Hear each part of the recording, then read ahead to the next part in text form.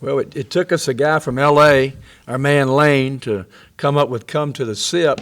So I'm on his bandwagon right now. So I enjoyed that. So it's good. So I'll probably be wearing some of those on the sideline like they're doing in football.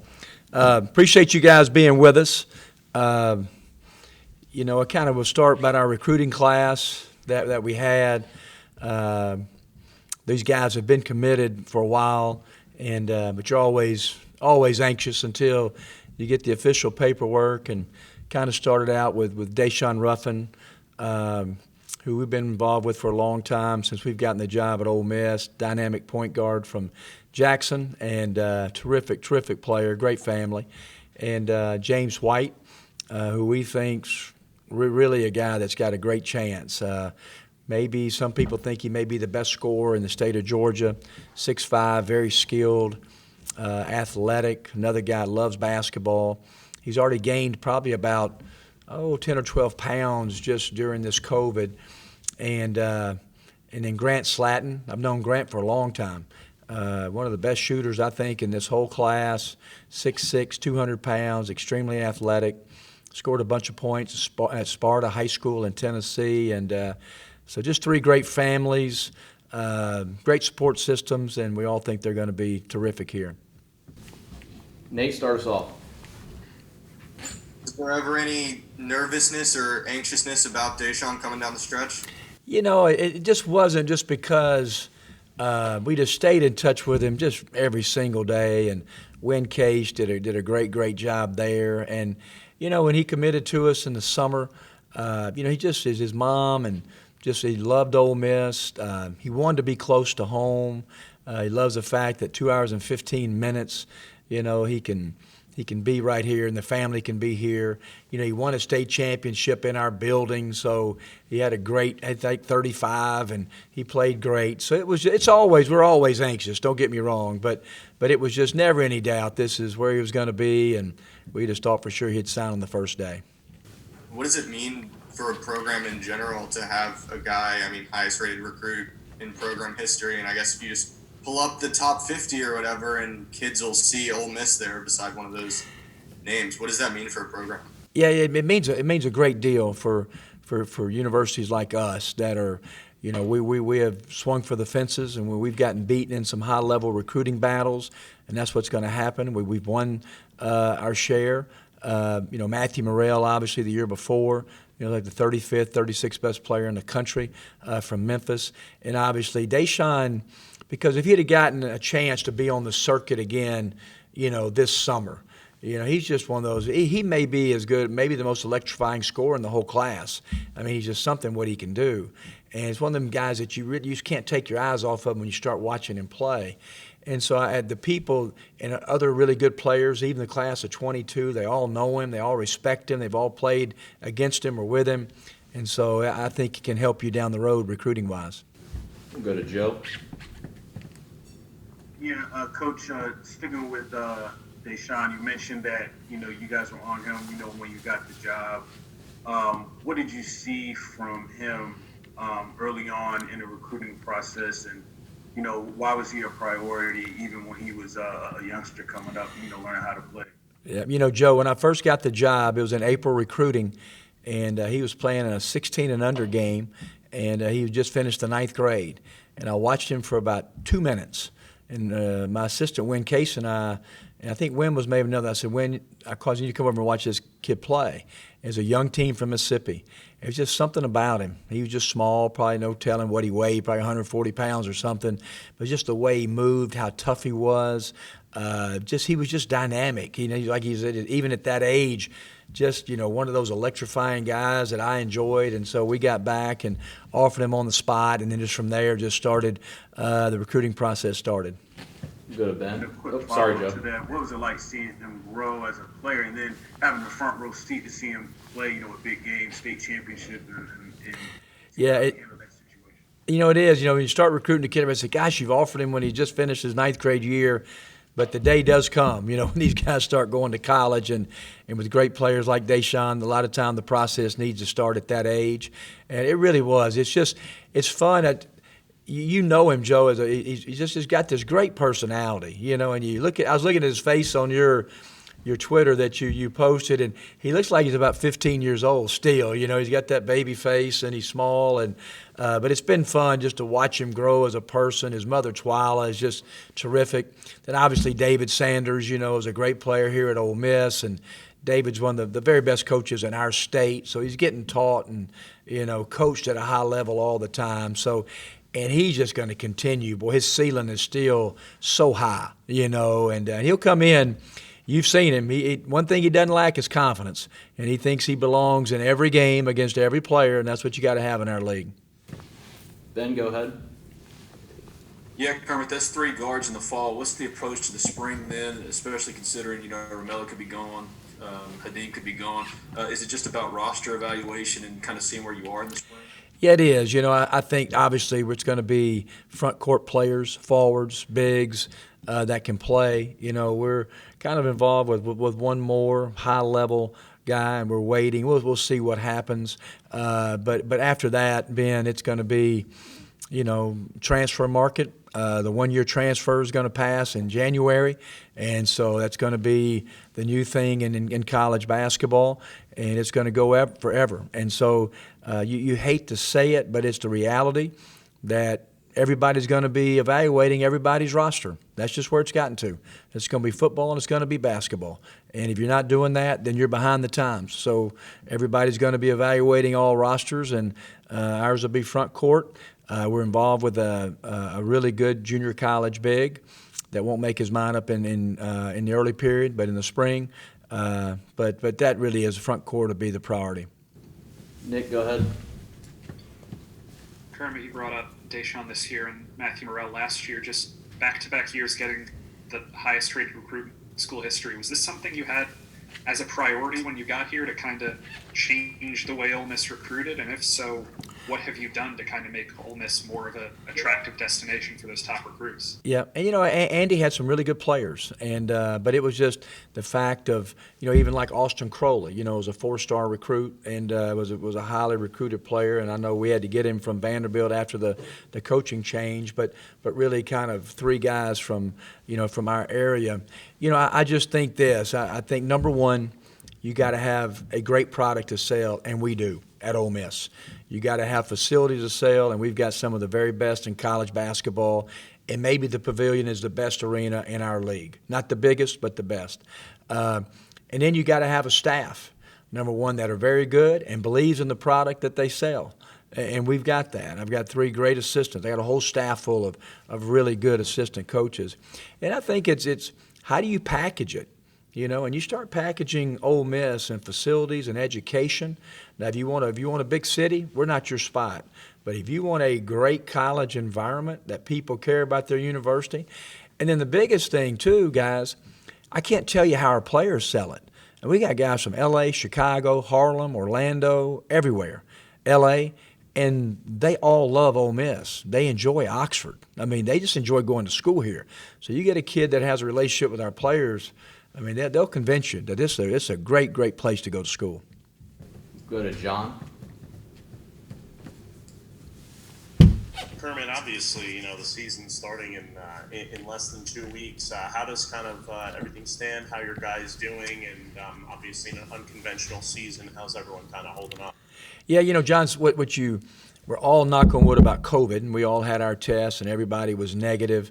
And you hold your breath. Now we're testing on Tuesday, so like Wednesday morning or Tuesday night, you're kind of holding your breath from the call from the trainer, worried about your players, worried about yourself. You know, when Tom Izzo can get it, you know, I mean, you never know. You try to be as careful as you can, but then sometimes we forget about just normal basketball injuries.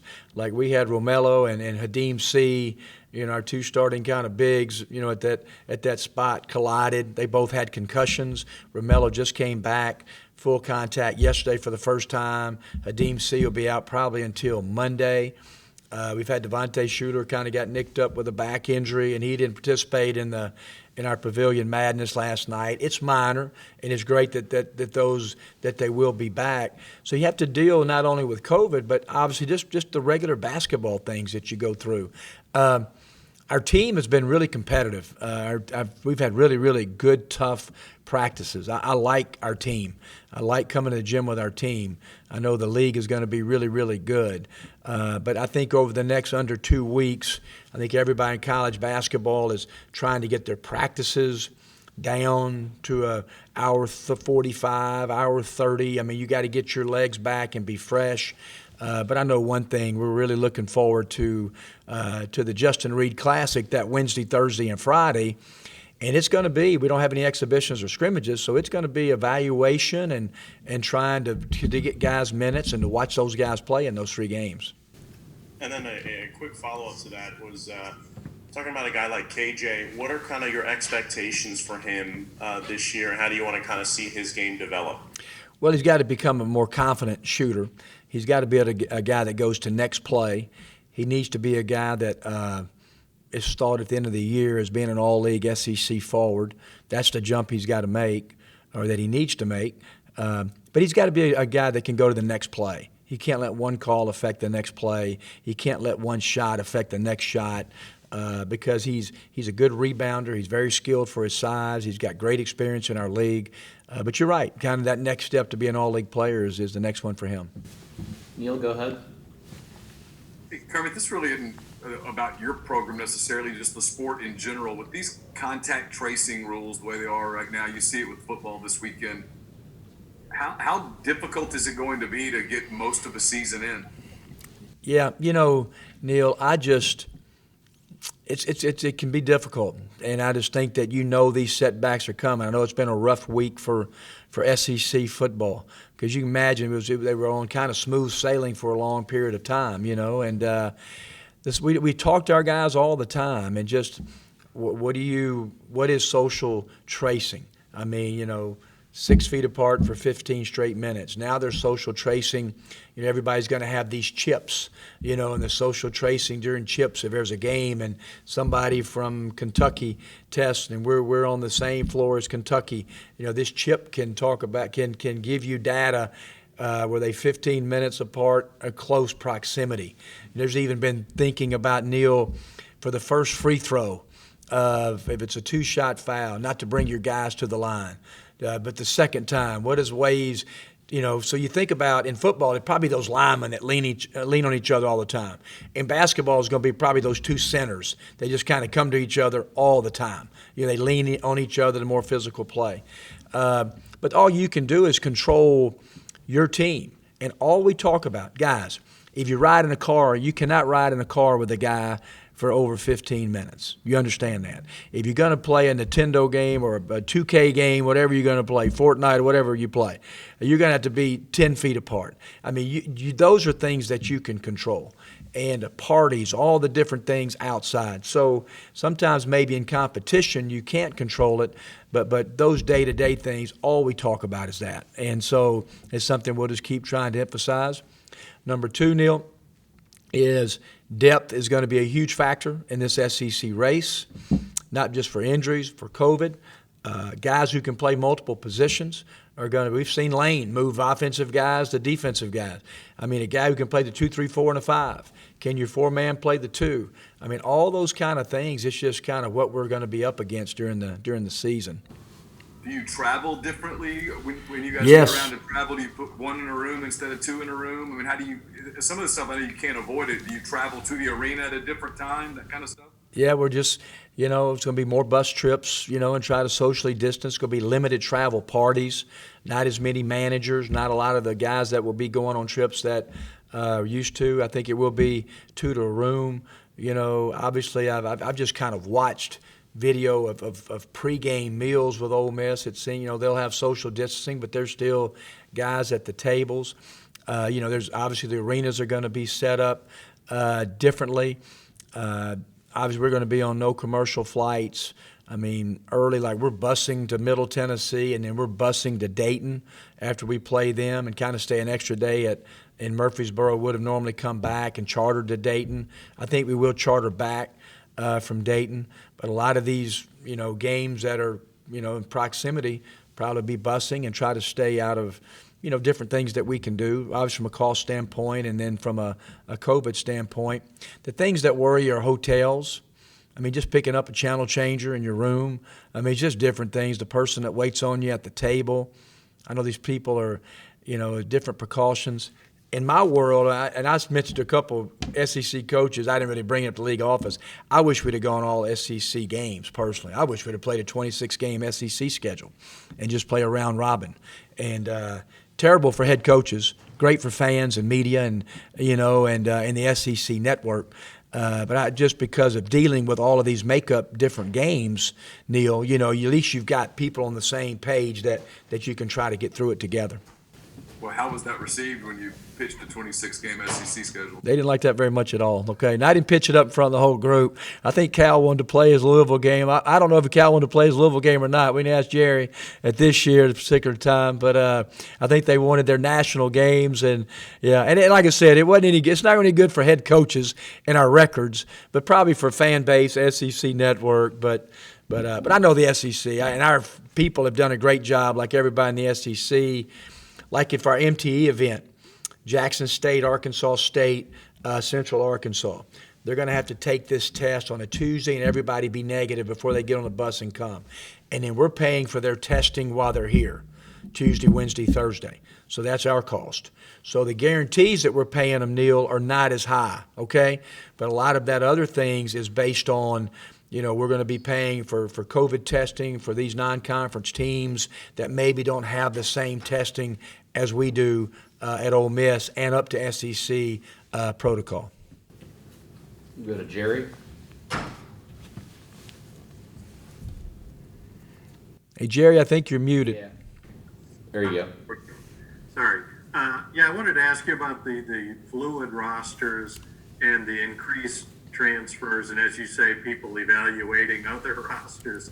What challenge does that bring to a coach to have to mesh a lot of new players into a unit year after year after year?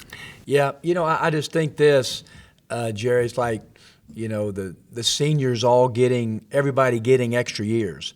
So you start looking at rosters, how young everybody is right now, around the country. And like we have 4 seniors on our team, Hadeem C., Romello White, Devontae Shuler, Demencio Vaughn. They all can come back the next year. And we would have 17 scholarships instead of 13. So that's something that we're all going to have to manage. I think it was a great rule because I think what everybody was worried about, it's the right thing to do with the kid. But all of a sudden, if games start getting canceled in football or basketball, who's going to opt out? Is it too many for a redshirt year? Can I not get it back? I'm going to sit out this season. So I think that put everybody at ease. But, Jerry, I'm telling you, people really don't understand, Jerry, the world that's fixing to happen in college athletics over the next 3 or 4 years.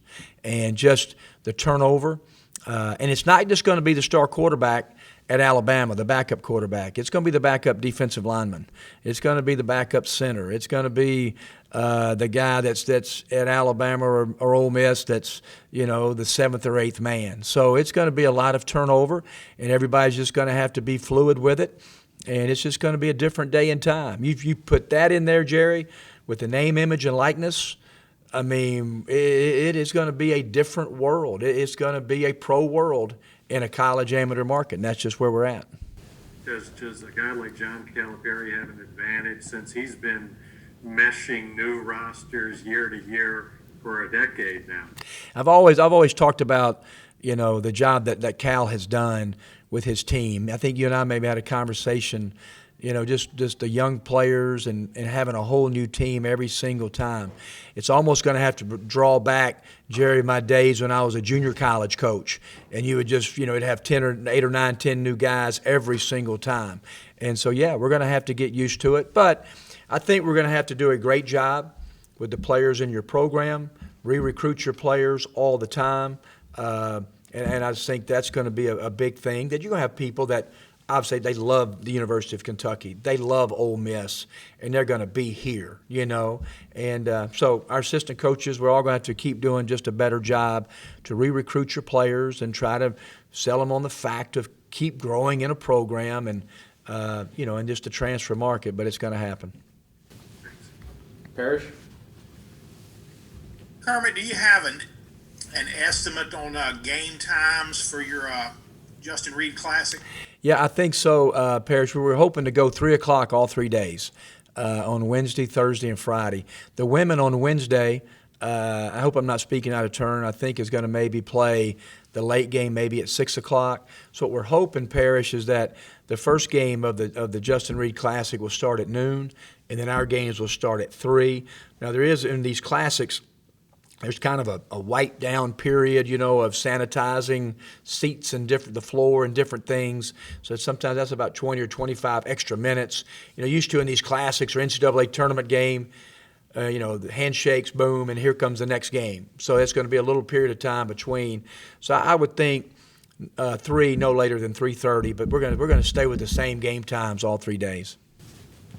How has Deshaun Ruffin overcome his size to be an explosive scorer? I'll tell you one thing. If you go watch him play, he can shoot it. He's strong, but he looks like a running back. He's built. He's real physical. He can take hits.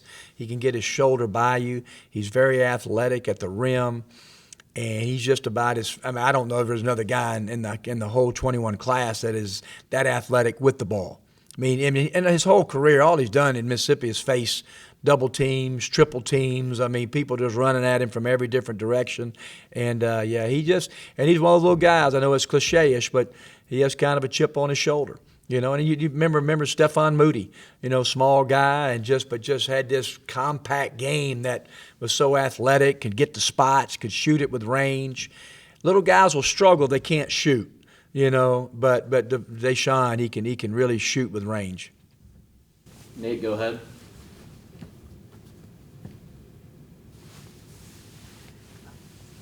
Coach, we're only about 2 weeks away from the start of the season. What are your expectations for this team? How high of a ceiling do you think you guys have? I think that, obviously we want to be right in the mix to win an SEC regular season championship, and that's our goal. And is it high? Sure is, but, that's exactly what we're going to try to do. Is it going to be difficult? No question. We'll probably be picked anywhere from 9th, 8th, 7th, 6th, whatever that it may be. But I do think that we've got depth. I like our team. But it's the SEC is a league that you guys all know. You can finish first or you can finish 8th. And you can finish 8th or 9th and be an NCAA tournament team and still get to a Sweet 16 or a Final Four. I just think the league this year is probably the most depth. I think I'd follow it that probably the league has the possibility of more NCAA tournament teams than maybe it's ever had. And you're going to see a team that's maybe can be picked 11th or 12th, but can definitely be an NCAA tournament team and win a game. So the competition is going to be fierce, but we're just going to keep working. And I like our non-conference schedule. I like that we're at home early, and just get a chance to hopefully get some experience under our belt. And but we hope to what you liked. Is to be in the last 2 or 3 weeks of this year and playing meaningful games that are relevant to trying to win a championship. Go back to Ben. Yeah, Kermit, y'all appealed and actually won Robert Allen's eligibility question. So getting him and having him available to you, described him as a Kermit Davis player. What can he provide, and what has he brought so far as practice? He's one of the toughest guys that you'll coach. His motor is just nonstop. He's 6'8", 230. He just pursues every rebound, plays with detail. He just eat up with basketball. He's in the gym all the time. He stops by and he wants to watch tape all the time. He's just that kind of guy. And it was really kind of, with Hadim and Romello being out for both 8 or 10 days. Robert, he just almost got new life. And I hope he doesn't mind me saying it, but when I called him, he just kind of was crying uncontrollably. He was so happy, and he couldn't wait to call his mom and his dad. And so he's a guy that's going to be built for how we play, and he's going to see a lot of playing time because it's just hard to keep a guy like that off the floor. Go ahead, Joe. Yeah, Coach, I know you're mentioning the Justin Reed Classic, and I guess talk to me about how that came together, and specifically Jackson State getting involved. I don't think they've been on the schedule for a long time. And of course, Reed used to play for Wayne Brent, being assistant at Ole Miss. What's it like just having Jackson State back in the mix, and Coach coming back to Oxford to kick off the season? Yeah, it's just I have a lot of respect for Wayne, and obviously I saw those high school teams play when he had those great high school teams there at Provine, and I called Keith. I said, Keith, we need to name the tournament. And Keith just right off the bat, so let's call it Justin Reed Classic. I said, that is perfect, And then so with that, we wanted to get an in-state team. We really thought in our classic we needed to get teams that were close, And so obviously we named it Justin Reed. I said, God, it'd be perfect to get Wayne, who was his high school coach, and obviously was an assistant coach on some great teams for Rod at Ole Miss. So that was a great fit. And and you can't find a better man to name it after than Justin Reed. I mean, he may be one of the most popular players to ever play at this school. Not only did he impact winning, but how he handled his business. He got a great family, and so we're really excited about that. But really, when the first time I asked Keith, that was the first name that hit his tongue, and that was great, and it was just perfect.